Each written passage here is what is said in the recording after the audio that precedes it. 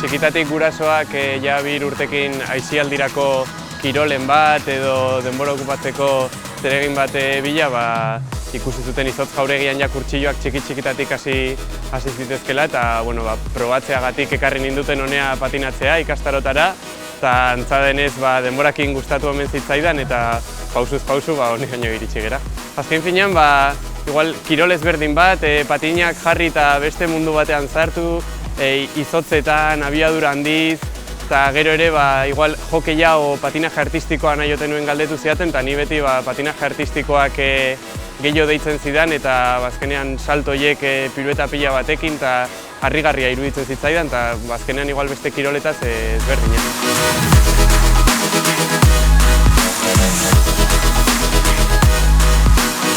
Bueno, egia esan, igual kirol hain ez ezaguna izaterakoan, batez ere igual adin txikia, 10-12 urtekin igual lagun artean patinajea egiten dut, eta hokeio, ez patinaje artistikoa eta igual begirada arraro batzuk edola, baina azkenean gertuko lagunek ulertze dute beste dozein kirol bezala dela, inork baino gogorrago lan egiten dugula, eta azkenean gero ere adinarekin geroz eta alduago, geroz gauza normalagoa egiten da.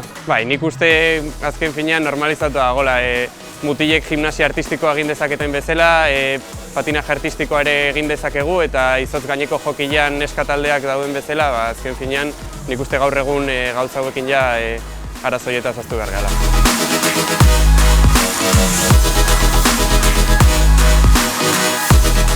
Bueno, txikitan konpetizio eskolarrekin edo hasten gera, pixkanaka Espainiako txapelketetaruntz gerturatzen, maila bat irabazten, eta iristea momentu bat ja non igual bigarren hezkuntzan eta batxilergoan, goizak eta arratsaldek denbora guztian hemen entrenatzen, Espainiako txapelketetan postu hobeak lortzen, eta azkenean ere internazionalki txapelketa batzutan sartzen pixkanaka. Bueno, Espainiako azkenengo txapelketan junior kategorian bigarren postua lortu nuen, hor egon ginen borrokan lehenengotik gertu, eta aurten ere denboraldi hasieran Esloveniara joan nintzen Junior Grand Prix txapelketa bat egitera, eta oso ondo joan zen egia esan, eta aurten berriro Espainiako txapelketan zer moduz dijoak idan eta beste internazional gehiago egiteko gogoz.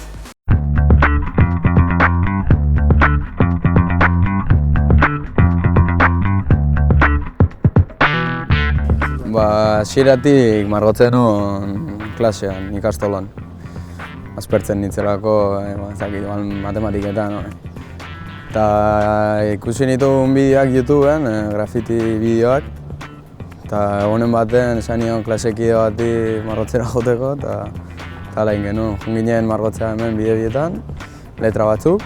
Eta ondoren margotu nuen hortikan hasi nintzen letrak egiten, eta joten nintzen bakarrik edo berarekin bakarrik. Eta margotu nuen furgoneta bat, eta aitak ikusi zuen. Hortikan aitak bilatu zuen grafitero bat, eta horrekin ingen kurtso bat.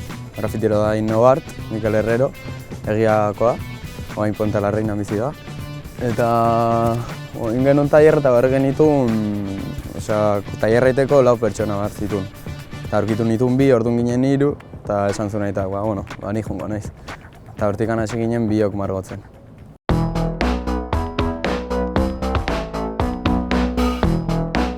Ni beti da nik margotzen nuen, beti gustatu izan zain margotzea. 13 urte pasa nituen margotu gabe, hor utzita, azkeneko kuadroa. Nestorrek esan zidan arte, batean esan zuen arte, aita grafitia margotu nahi ditut. Eta orduan berriro piztu zen guztia barnean, eta jo nintzen beraiekin ikastaro bat egitera.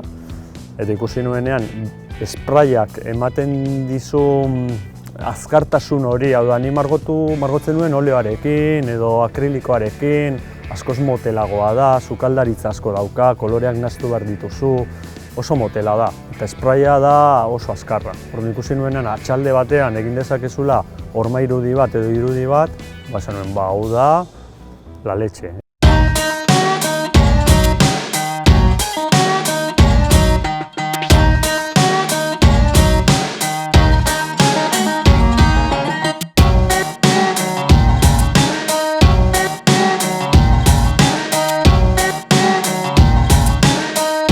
Berezen lagunak behitzen ziaten Nesh. berez firmatzen Nesh, baina sare sozialetan Nesh izena hartua zegoen. Orduan Nesh Graffiti, Nesh Graf.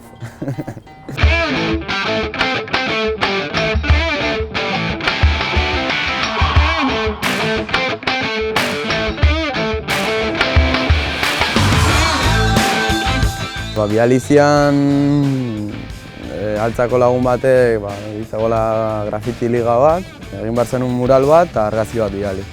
Eta nintzen zen bataia bat, beste baten kontra. Eta horrela hasi nintzen bidaltzen muralak, eta finalaraino, eta amaieran, garaipena.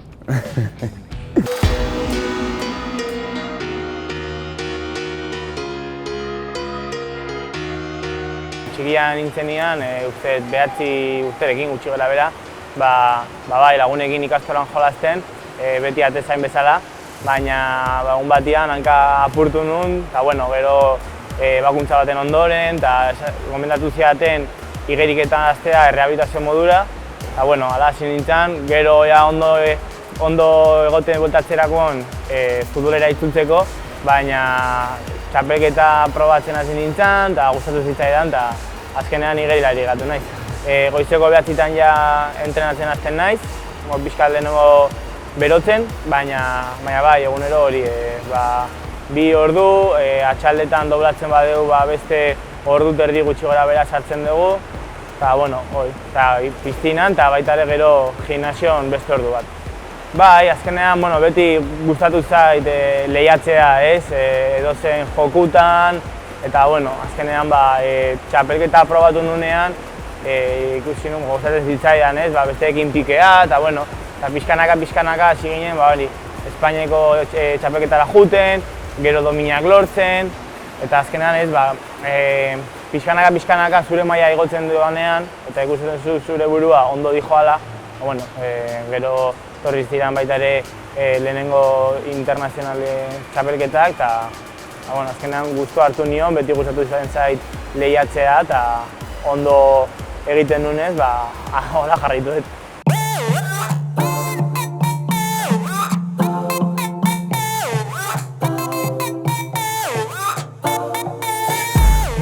Tokio baita ere izugarria izan da, beste modu batera, nik uste exigentzia maila handiago batekin nire buruari, baina berdin disfrutatu dudana. Egia esan domina genukan buruan, gainera baita ere zilarrezkoa, urrea oso zaila zen, genekien Robert lehenengo geratu zena segurazki munduko errekorra egingo zuela, eta gure helburua zilarra lortzea zen, eta lortu genuen, oso pozik. Etxean gorde eta estanteria bat dakat, domina garrantzitsuekin, baina baina egia pixka bat buelta bat ematen toki espezialen bat egin dugun Tokioko dominantzako. Sí, soy víctima de acoso escolar. Todo comenzó cuando yo tenía 7-8 años, en tercero de primaria. Cuando mis acosadores vieron que la violencia psicológica no era suficiente, pasaron a las palizas y a la violencia física. Hola, soy Óscar Azparren, soy periodista y hoy estoy en Guipúzcoa Gazte para contaros una historia de mi pasado que a mí me marcó. El Óscar de niño era un niño bastante normal, lo que sí que tenía un carácter un poco especial en el sentido de que creo que empatizaba bastante con la gente que tenía algún problema, entonces sí que era bastante sensible, creo que era bastante extrovertido, bastante abierto y sobre todo bastante buena persona, cosa que creo que en esas edades es un poco ser la diana y ser un poco diferente del grupo que está un poco preestablecido en los colegios. El detonante que yo creo o que yo achaco, o por lo menos lo que a mí me hacían ver los compañeros, entre comillas, que yo tenía en clase, era el que no me gustase lo que estaba un poco pautado como normal. El fútbol, el reírse de los demás, el ser bastante borrego, entre comillas, o vasto.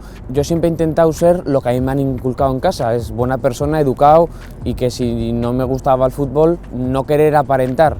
Yo me doy cuenta de que algo no va bien cuando, aparte de no dejarme estar involucrado en el grupo y dejarme a un lado, su tiempo libre lo utilizaban para seguirme, criticarme, incluso ya poco a poco pegarme. Los recuerdos que tengo de aquellos años llegando a casa era sobre todo soledad, pero no porque no me apoyasen en casa, sino porque yo trataba de ocultarlo.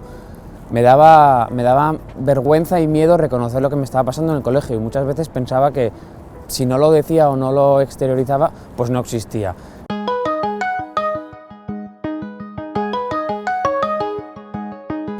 Mis padres se dan cuenta de que estaba pasando algo, sobre todo cuando vieron que mi carácter había cambiado mucho, a formas muy extrañas, y sobre todo cuando o llegaba llorando a casa o empezaba a llegar ya con algún golpe, moratón, ropas mojadas, incluso me las robaban. En mi caso el centro actuó de una manera que yo considero personalmente bastante negativa. Entonces nunca me dieron la oportunidad de explicarme o de denunciar en el centro a mis propios compañeros. Entonces siempre trataban de taparlo, incluso cuando mis propios padres iban al centro a hablar con ellos, el propio centro decía que yo me lo estaba inventando.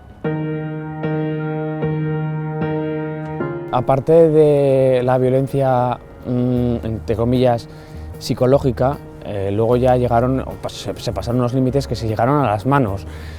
Pero ya no solo hablo de palizas o de pegar, sino hablo ya de una violencia en la que yo una vez me desperté con un golpe en la cabeza, desperté en clase en el pupitre sangrando de un golpe que me habían dado. Entonces el centro no es que no llamase a casa, simplemente llamó para preguntar si yo tenía puesta la antitetánica, como un control rutinario, pero mi madre no sabía que yo estaba desmayado en clase con la cabeza abierta. Tanto es así la falta de empatía de los profesores que una de ellas, cuando yo tuve un problema y le dije lo que me estaba pasando en clase, otro chaval se inventó algo de mí o algo y el castigo, entre comillas, para esa profesora fue ponerme en un banco delante de todos los alumnos de clase y bajarme los pantalones, dejarme en calzoncillos y bajo la frase de si lloras te bajo también los calzoncillos. Entonces me tuvo ahí, no me acuerdo si 5 o 10 minutos o 1, para mí fue eterno. Porque después de que ya toda la clase te tiene en el punto de mira, que una profesora te baje los pantalones y te deje en calzoncillos, creo que eso ya es no humillarte y dejarte a cero, sino dejarte bajo cero.